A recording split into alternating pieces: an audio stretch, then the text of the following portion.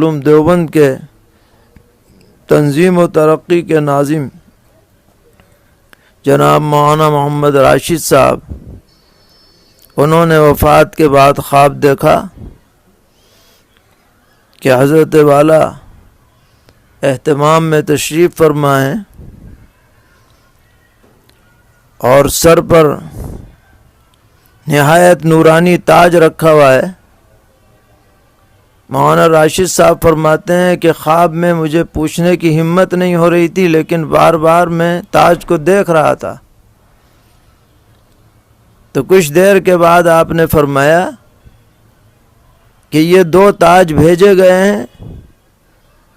ایک حضرت مولانا شاہ عطا اللہ بخاری رحمۃ اللہ علیہ کے لیے ہے اور ایک میرے لیے ہے۔ یہ خواب تعبیر کا محتاج نہیں ہے۔ اس سے یہ پتہ چلا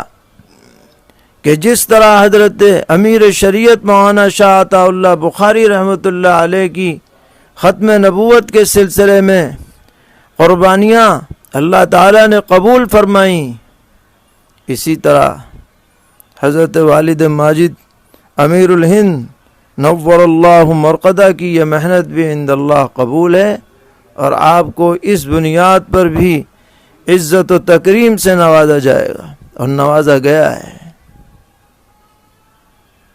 تو یہ آپ کا عشق رسول تھا جو آپ کی ہر نقل و حرکت سے